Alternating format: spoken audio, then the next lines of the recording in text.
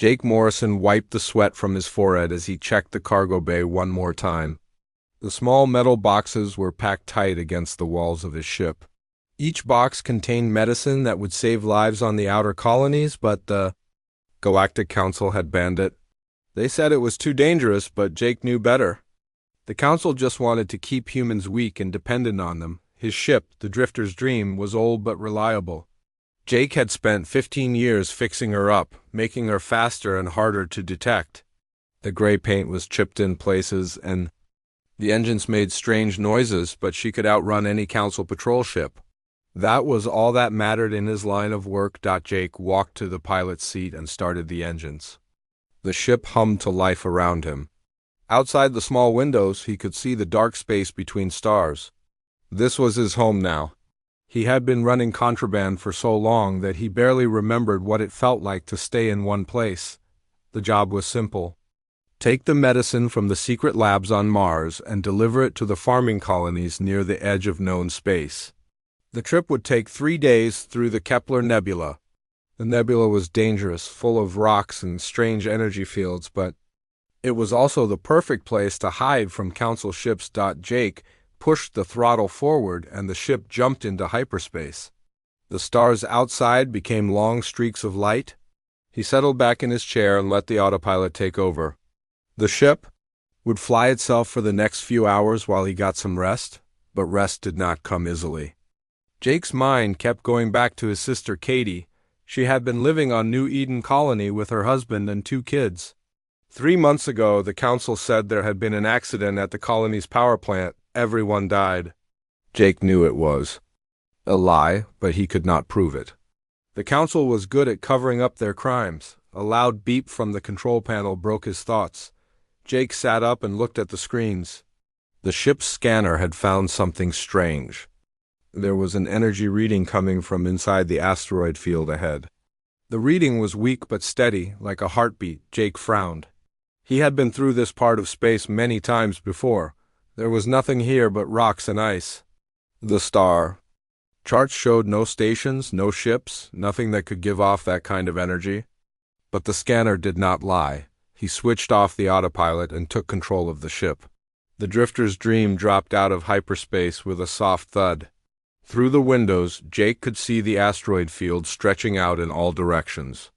The rocks were huge, some as big as small moons. They spun slowly in the darkness, their surfaces covered with ice that sparkled in the light of distant stars. The energy reading was getting stronger. Jake followed it deeper into the asteroid field, carefully steering between the floating rocks. His hands were steady on the controls, but his heart was beating fast. In his 15 years of smuggling, he had learned to trust his instincts. Right now, they were telling him to turn around and fly away as fast as possible, but Jake had never been good at running from mysteries. He kept flying toward the energy source, using the ship's thrusters to push aside smaller rocks that got in his way. The reading was coming from the center of the field, where the biggest asteroids clustered together like a small planet dot. As he got closer, Jake could see that something was wrong with one of the asteroids. It was perfectly round, which was impossible. Real asteroids were always rough and uneven. This one looked like it had been carved by machine tools. The surface was too smooth, too perfect. Jake brought his ship closer and turned on the powerful lights. What he saw made him gasp. The asteroid was not an asteroid at all. It was a ship, huge beyond imagination, covered with rock and ice that had built up over centuries.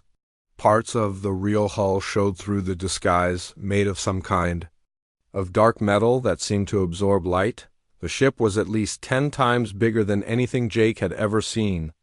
The Council's biggest warships looked like toys next to this thing. The design was strange, with curved lines and flowing shapes that reminded him of sea creatures from Earth's oceans. There were no sharp edges, no straight lines. Everything flowed together like it had been grown rather than built. Jake circled the ship slowly, his scanner working overtime to map its surface.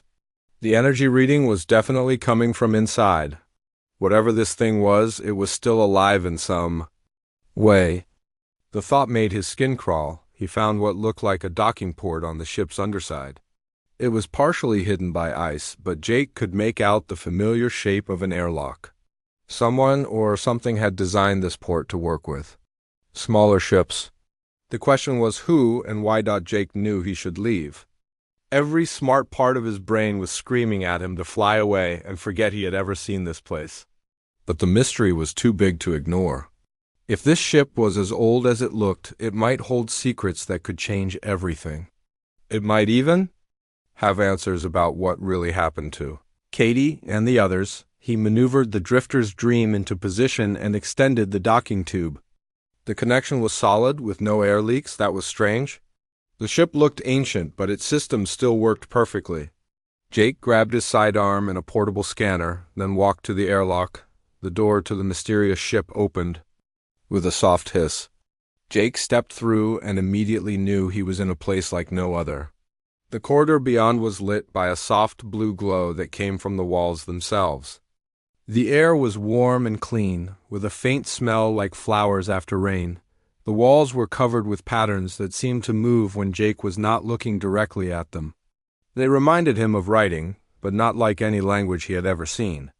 The symbols flowed and changed as if they were alive. The floor under his feet was smooth and slightly soft, like walking on thick carpet. Jake walked deeper into the ship, his scanner beeping softly as it recorded everything. The corridors were wide and tall, built for beings much larger than humans. But there were also smaller passages that branched off to the sides.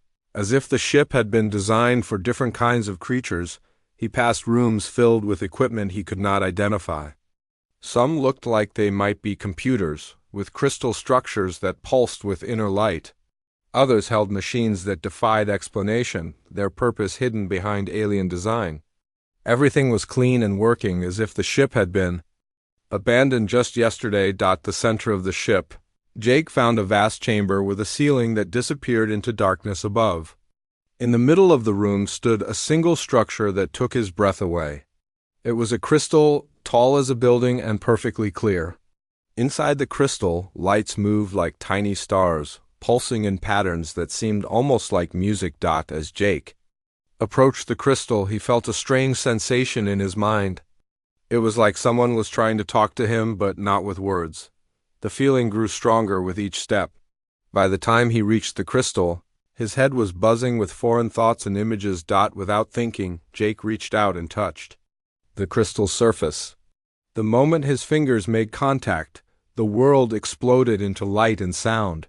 The ship came alive around him, systems that had been sleeping for centuries suddenly waking up. And in his mind a voice spoke clearly for the first time. "Welcome, child of Earth, we have been waiting for you." Jake stumbled backward from the crystal, his mind reeling from what he had just heard. The voice had been clear and strong, speaking perfect English inside his head, but that was impossible. This ship was older than human civilization itself. The crystal pulsed brighter, and the voice spoke again. "Do not fear, Jake Morrison. I am the architect. I've been waiting many centuries for one of your kind to find me." Jake's hand moved to his weapon, but he did not draw it. The voice seemed friendly, almost gentle. "How do you know my name? What are you?" "I know many things about you and your species. I have been watching, learning, preparing. As for what I am, that is a longer story. Please sit. You will need to rest while I explain." A chair rose from the floor near the crystal, made of the same flowing material as the ship's walls. Jake hesitated, then sat down. The chair was surprisingly comfortable, molding itself to his body like it had been made just for him. "I am the last guardian of the precursors," the architect began. "My creators were the first intelligent species in this galaxy. They ruled the stars when your sun was still young and your planet was covered in ice." Images appeared in the air around Jake, showing alien beings of incredible beauty. They were tall and graceful, with skin that shimmered like water and eyes that held the wisdom of ages. Their cities floated among the stars, connected by bridges of pure energy. The precursors were great builders and teachers. They helped many young species learn to travel between the stars. They shared their knowledge freely, believing that all life should grow and prosper together.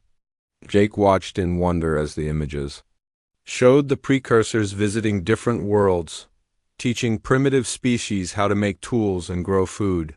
They were like gods to the younger races, bringing gifts of knowledge and technology. But power brings responsibility, and responsibility can become a burden. The precursors grew tired of guiding others. They decided to leave this galaxy and explore the spaces between galaxies. But before they went, they planted seeds. The images changed, showing precursor ships visiting a small blue world. Jake recognized it immediately. It was Earth, but Earth as it had been millions of years ago. The precursors landed in the primordial oceans and released something into the water. They changed the very building blocks of life on your world. They gave your ancestors a gift that would not show itself for millions of years. They made humans special, Jake. They made you the inheritors of their greatest achievements. Jake shook his head. That's crazy. Humans aren't special. We're just another species struggling to survive in a galaxy that doesn't want us. You are wrong. The genetic changes the precursors made were subtle but profound. They gave humans the ability to interface directly with precursor technology. You can think with our machines, control them with your mind alone. No other species in the galaxy has this ability. The architect's voice grew sad, but others have discovered this truth. The species that now form the Galactic Council learned about the precursor gift centuries ago. They fear what humans might become if they ever realize their true potential. Jake felt a chill run down his spine. What do you mean? The Council has been suppressing your species for generations. They destroy human colonies that show signs of awakening. They keep humans scattered and weak, always fighting just to survive. They tell themselves it is for the good of the galaxy, but it is really about fear. The images around Jake changed again, showing human colonies burning.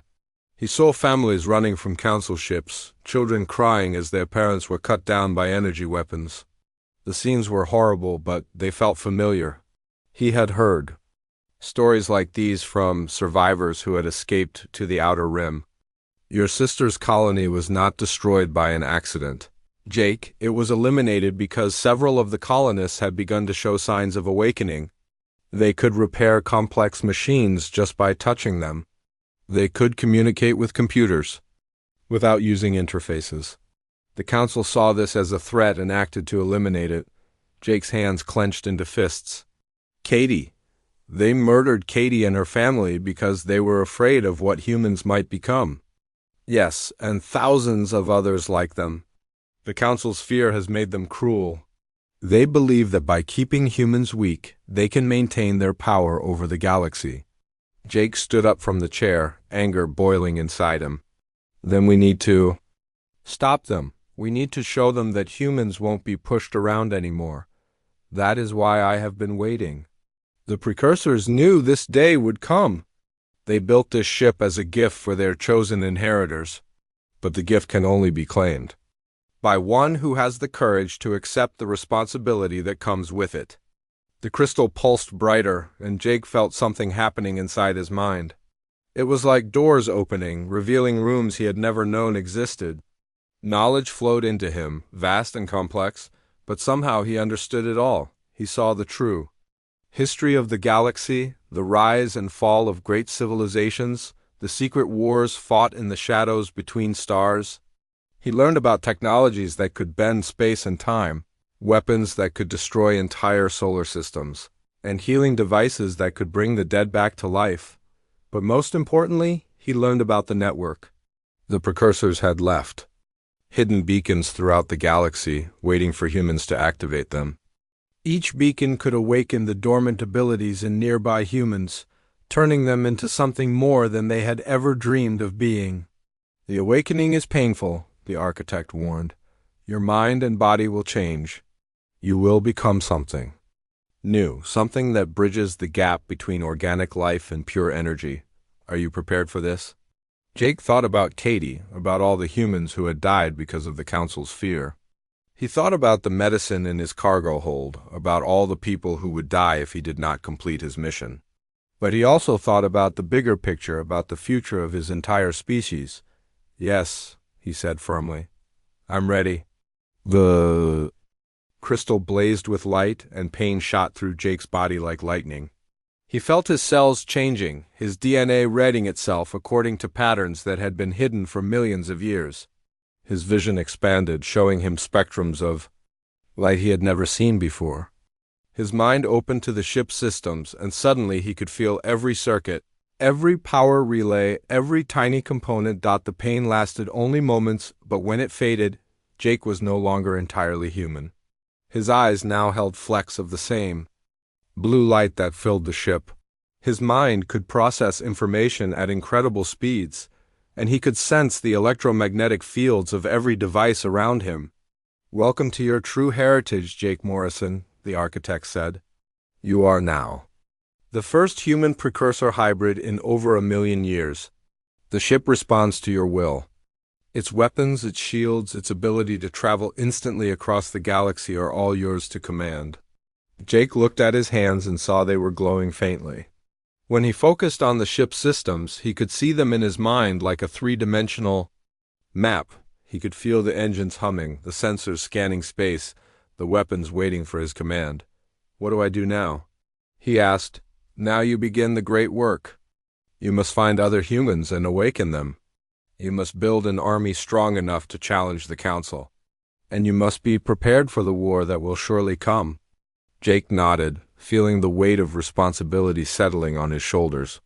He was no longer just a smuggler running contraband. He was the herald of a new age, the first human to claim their true birthright among the stars. "The galaxy is about to change," the architect said, "and humanity will never be the same again." Jake spent the next 3 days learning to control his new abilities. The ship had become an extension of his own body. He could feel its engines like his own heartbeat, sense its weapons like his own muscles. The architect guided him through the process, teaching him to use his enhanced mind without losing his human soul. "Show me what really happened to my sister," Jake said on the 3rd day. He was ready now. The anger had settled into something colder and more focused. He needed to know the truth. The architect's voice was gentle but firm. "The truth is painful, Jake. Are you certain you wish to see it?" "Yes, I need to know." The air around Jake shimmered, and suddenly he was standing in a recreation of New Eden colony. The buildings were simple but well built, surrounded by green fields where families grew their own food. Children played in the streets while their parents worked in the fields or tended to the machines that kept the colony running. New Eden was founded 15 years ago by refugees from the inner systems, the architect explained. They came here seeking freedom from council control. The colony was small but successful. The people were happy. Jake watched his sister Katie walking through the main street, her 2 children running beside her. She looked healthy and content, her face lit up with the joy of someone who had found her place in the universe. Her husband Mark was working nearby, repairing a water pump with his bare hands. "Wait," Jake said, focusing on Mark. "How is he doing that?" Mark's hands were glowing with a faint blue light as he touched the broken pump. The damaged parts were healing themselves, the metal flowing back into proper shape. Within minutes, the pump was working perfectly again. Mark was one of the first to show signs of awakening, the architect said. He could repair any machine just by touching it. The colonists thought it was a miracle. They did not realize it was the first sign of their true heritage. The scene changed, showing other colonists discovering their abilities. A woman named Carol could make plants grow faster just by being near them. An old man named Pete could predict when machines would break down before they showed any signs of trouble. A teenage girl named Amy could communicate with the colony's computers without using any interface. The awakening was beginning, the architect said. More humans were starting to access their precursor heritage. If left alone, the entire colony would have transformed within a generation. Jake felt a chill of dread, but they weren't left alone. The scene shifted to show a council surveillance ship hidden in the asteroid field near the colony. Inside, alien officers watched the colonists through long-range sensors. Their faces showed fear and disgust as they observed the humans' growing abilities. The Council has been watching all human colonies for signs of awakening, the architect explained. They have sensors that can detect the energy patterns of active precursor genes. When New Eden started showing multiple positive readings, they decided to act. Jake watched in horror as the Council ship moved closer to the colony. The aliens inside were not the peaceful diplomats they pretended to be in public. They were soldiers armed with weapons designed specifically to kill humans. The official report said there was an accident with the colony's power reactor, the architect said. That was a lie. The Council used a weapon that overloaded the reactor from the outside. They wanted it to look like an accident. The scene showed the attack. The Council ship fired a beam of energy that struck the colony's power station. The reactor began to overload, just as the Council had planned. But instead of evacuating the colonists, Council soldiers landed on the surface. Jake watched his sister and her family trying to escape with the other colonists. They ran toward the emergency shelters, but the Council soldiers were waiting. The aliens opened fire with energy weapons, cutting down men, women, and children without mercy. Katie! Jake shouted, but he was only watching a recording. He could not change what had already happened. His sister fell trying to protect her children. Mark died trying to fight off the soldiers with his bare hands. The children, only 8 and 10 years old, were killed as they ran for shelter. The entire colony was wiped out in less than an hour. 2,000 people, the architect said sadly. All dead because they were starting to become what the precursors intended them to be. Jake felt rage building inside him like a fire. His new abilities responded to his emotions, and the ship's lights flickered as power surged through its systems. How many other colonies? 47 in the last 50 years, always made to look like accidents or attacks by pirates. The Council has been very careful to hide their actions. The scene changed to show other colonies burning. Jake saw humans running from Council ships, families torn apart by alien weapons, children crying over the bodies of their parents. The Council's campaign of genocide had been going on for decades, and no one in the galaxy knew the truth. But why? Jake demanded. Why are they so afraid of us? Because they know what humans can become, the architect replied. Let me show you. The scene changed again, showing Jake a vision of the future. He saw humans with abilities far beyond anything he had imagined. They could travel through space without ships, communicate across vast distances with their minds alone, and heal injuries that would be fatal to any other species. The precursors designed humans to be the next step in galactic evolution, the architect explained. Once fully awakened, humans would be able to do things that the other species consider impossible. You would become the dominant force in the galaxy, not through conquest, but through your abilities. Jake saw awakened humans working alongside other species, but clearly as the leaders. They solved problems that had puzzled alien scientists for centuries. They built technologies that made the Council's weapons look like stone tools. They brought peace to worlds that had been fighting for generations. The Council species reached their peak of development millions of years ago, the architect continued. They have not advanced significantly since then. But humans are still evolving, still growing. They fear being left behind. The vision showed the current Council leaders meeting in secret. Jake recognized the Zephyrian Emperor, a tall reptilian being with cold yellow eyes. Around him sat representatives of the other major species, all of them looking worried. The human awakening is accelerating, the Emperor was saying.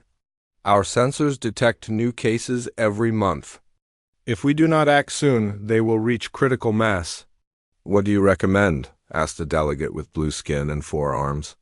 Complete elimination, the Emperor replied without hesitation. We have the locations of all known human settlements.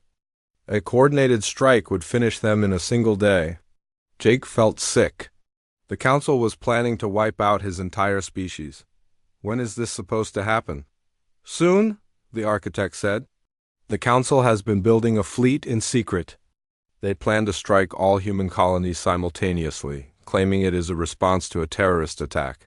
They will say humans tried to destroy a Council world and this is their justified response.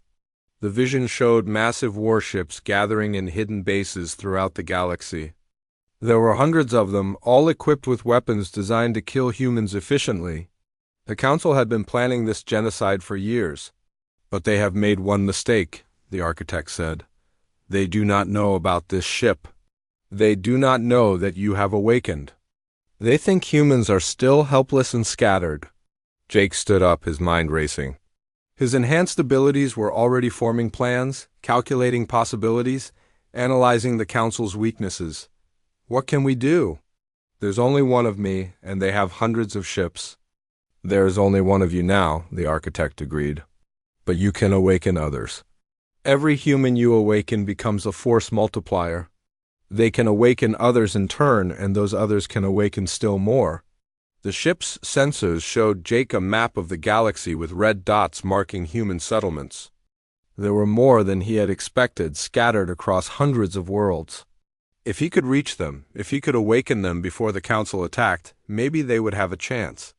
The Council's fleet will be ready in 3 weeks, the architect warned. You have until then to build an army of awakened humans. It will not be easy. Jake looked at the star map, feeling the weight of his entire species' survival on his shoulders. He was no longer just a smuggler trying to make a living. He was the herald of humanity's last hope. Then we better get started, he said grimly. The galaxy is about to learn what humans are really capable of. Jake's first stop was the mining station at Epsilon 7. The station was built into a large asteroid, where 300 humans worked extracting rare metals for the Council. They lived in cramped quarters and worked long hours for little pay, but they were alive. That made them valuable. The precursor ship appeared beside the mining station without warning. Jake had learned to use its stealth systems to become invisible to most sensors, but he let the station see him now. He wanted them to know he was coming. Mining Station Epsilon 7, this is Jake Morrison. I need to speak with your leader immediately. The response came back quickly, filled with fear. Unknown vessel, this is Station Chief Ryan Cooper. You are in violation of Council space? Identify yourself properly or we will report you to the authorities. Jake almost laughed. The mining station had no weapons and no way to contact the Council quickly, but he understood their fear. Humans had. Learn to be careful around strangers. Chief Cooper, I'm here to help. I have information about the Council's plans for human colonies. Information that could save your lives. There was a long pause. Then Cooper's voice came back, more curious than frightened. What kind of information? The kind that's better shared in person. I'm requesting permission to dock. Another pause. Jake could imagine the heated discussion happening on the station's bridge. Finally, Cooper spoke again. You can dock at Bay 7. But you come alone and you come unarmed. Jake smiled. Understood. The docking went smoothly. Jake left his weapon on the ship and walked into the station. The corridors were narrow and dimly lit, with the constant sound of mining equipment echoing through the walls. The air smelled of metal dust and human sweat. Cooper met him at the airlock. He was a big man with calloused hands and suspicious eyes. Behind him stood a dozen other miners, all of them looking ready for trouble. You've got 5 minutes to explain yourself, Cooper said. Jake looked at the assembled group. They were tough people, hardened by years of dangerous work. They would make good soldiers if they could be awakened. The Council is planning to kill every human in the galaxy. They've been doing it for decades, one colony at a time. You're next on their list. The miners exchanged glances. Cooper crossed his arms. That's a serious accusation. You got any proof? Instead of answering with words, Jake reached out with his enhanced abilities and touched the station's computer system. The screens around them flickered to life, showing the recordings the architect had shared with him. The miners watched in stunned silence as they saw Council ships destroying human colonies. My God, whispered a woman named Linda Walsh. New Eden, Paradise Station, Haven Colony, we heard about those accidents. They weren't accidents, Jake said grimly. They were murders. The Council has been systematically eliminating any humans who show signs of awakening their true potential. Cooper's face had gone pale. What do you mean, awakening? Jake focused on the station's main computer, a massive system that controlled all the mining operations. The machine had been acting up for weeks, causing delays and safety problems. With his enhanced abilities, Jake could see exactly what was wrong. He walked over to the computer and placed his hands on its surface. The machine hummed to life, its damaged circuits healing themselves under his touch. Within minutes, the computer was running better than it had in years. The miners stared at him in shock. "How did you do that?" Cooper asked. "Humans are more than the Council wants us to believe," Jake explained. "We have abilities that the other species fear. That's why they want to destroy us." He spent the next hour explaining everything the architect had told him. The precursor connection, the genetic modifications, the Council's fear of human potential. Some of the miners were skeptical, but the evidence was hard to argue with. "So what do you want from us?" Cooper asked. "I want to awaken your abilities," Jake said. "I want to turn you into something the Council can't ignore or destroy." The awakening process was different for each person. Jake had learned to guide it gently, helping their minds open to the new possibilities without losing their humanity. Cooper was first, his consciousness expanding as he gained the ability to communicate directly with machines. Linda discovered. She could sense the emotional states of everyone around her. A young miner named Ben found he could move objects with his mind. Not everyone could be awakened. Some people's minds were too rigid, too set in their ways. But out of the 300 miners, Jake managed to awaken over 200. Each awakened human became a beacon, capable of awakening others in turn. "We need to spread the word," Jake told the newly awakened miners. "Every human settlement needs to know what's coming. We have 3 weeks to prepare." Cooper nodded, his enhanced mind already working on the logistics. "I know captains who can carry messages to other mining stations. We've got contacts in the freight networks, people who can reach the farming colonies." "Good, but be careful. The Council has spies everywhere. If they realize what we're doing, they might move up their timeline." Jake's next stop was the research station at Kepler Prime. The station was home to 50 human scientists who worked on projects for the Council. They were smarter than the miners, but also more skeptical. It took longer to convince them, but their awakened abilities were more powerful. Dr. Lisa Hammond was the station's chief scientist. When she awakened, she gained the ability to see the mathematical patterns underlying reality itself. She could predict the behavior of complex systems just by looking at them. "The Council's fleet movements," she said, studying the data Jake had shared. "I can see the pattern. They're not just planning to attack our colonies, they're planning to attack Earth itself." Jake felt a chill. He had assumed Earth was too well defended to be targeted. "Are you sure?"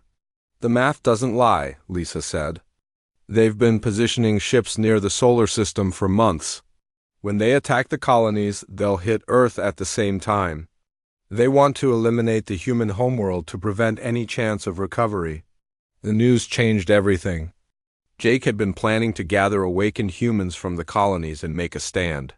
But if Earth was going to be attacked, he needed to warn them first. "How long do we have?" he asked. Lisa's eyes glowed with inner light as she calculated. 2 weeks, maybe less. Jake spent the next 10 days traveling from colony to colony, awakening as many humans as possible. Each stop brought new allies and new abilities. A freight pilot named Bobby Clark gained the power to predict the movements of enemy ships. A communications officer named Maria Santos could create undetectable message networks using quantum entanglement. The resistance grew quickly. Awakened humans passed the word to their friends and families. Mining stations became hidden bases. Freight ships became messenger vessels. The scattered human colonies began to unite for the first time in decades, but the Council was watching. Their spy networks detected the increased activity in human settlements. They didn't understand what was happening, but they knew it was a threat. Jake was at the farming colony of Greenfields when the attack came. Council ships appeared out of hyperspace without warning, their weapons charging for a devastating strike. But this time, the humans were ready. The awakened colonists had spent days preparing. They had turned their farming equipment into weapons, their communication arrays into jamming devices. Most importantly, they had Jake and his precursor ship. All units, this is Morrison, Jake broadcast on the Resistance frequency. The Council is making their move. It's time to show them what humans can really do. The battle was brief but decisive. The Council ships had superior numbers and firepower, but they were fighting an enemy they didn't understand. The awakened humans could predict their movements, hack their systems, and coordinate their attacks with superhuman precision. Jake's ship struck like lightning, appearing behind the Council formation and destroying 3 ships before they could react. The colonists' improvised weapons found weaknesses in the enemy armor that should have been impossible to exploit. Within an hour, the Council force was destroyed, but Jake knew this was just the beginning. The Council would send more ships, bigger fleets. The real war was about to begin. This is Jake Morrison to all Resistance cells, he broadcast across the galaxy. The Council has shown their true face. They've attacked green fields without provocation. It's time for humanity to stand up and fight back. The message spread through the awakened human network like wildfire. On mining stations and research posts, in hidden bases and freight convoys, humans began to prepare for war. The scattered colonies were becoming an army. The Council had wanted to destroy humanity before they could reach their potential. Instead, they had awakened something far more dangerous than they could have imagined. The war that followed changed the galaxy forever. Within days of the attack on green fields, every human settlement in known space had received Jake's message. The awakened humans spread the word faster than the Council could respond. Mining stations became fortresses. Research posts turned into weapon factories. Even the smallest farming colonies began preparing for battle. The Council's response was swift and brutal. They launched their planned attack 2 weeks early, hoping to catch the humans off guard. Massive fleets appeared over human worlds across the galaxy, their weapons charged and ready to destroy everything below. But humans were no longer the helpless victims the Council expected. The awakened colonists could see the attacks coming before they happened. Lisa Hammond's mathematical predictions allowed the Resistance to position their forces perfectly. Bobby Clark's piloting skills let human ships dance between enemy fire like they were reading the Council's minds. The first major battle took place over the mining world of Titan's Rest. The Council sent 50 warships to destroy the human settlement, expecting an easy victory. Instead, they found themselves fighting an enemy that seemed to know their every move. Jake's precursor ship led the human fleet into battle. The awakened miners had turned their digging equipment into powerful weapons, and their ore haulers had become deadly fighter craft. The battle lasted 6 hours, and when it was over, the Council fleet was destroyed. Not a single human ship was lost. The news spread across the galaxy like wildfire. For the first time in centuries, humans had defeated a major Council force in open battle. Other species began to take notice. Some were afraid, but others saw opportunity. The Keth Empire had been enemies of the Council for generations. When they learned that humans were fighting back, they secretly began sending weapons and supplies to the Resistance. The peaceful Valdari offered their medical technology to help wounded human fighters. Even some Council member species began to question whether the war was necessary, but the real surprise came from Earth itself. The human homeworld had been under Council protection for decades. Its population kept ignorant of their true heritage. When Jake's message reached Earth, everything changed. Dr. Amanda Foster was working late in her laboratory when she heard the broadcast. She was a genetic researcher, and Jake's words about human potential sparked something in her mind. Using her enhanced security clearance, she began digging into classified files that had been hidden for generations. What she found shocked her. The Council had been suppressing human development on Earth for over 100 years. They had secretly eliminated scientists who came too close to discovering human abilities. They had poisoned the water supply with chemicals designed to keep the dormant genes inactive. Amanda immediately began working to reverse the damage. Within days, she had developed a treatment that could awaken human abilities safely. The knowledge spread through Earth's underground networks faster than the Council could stop it.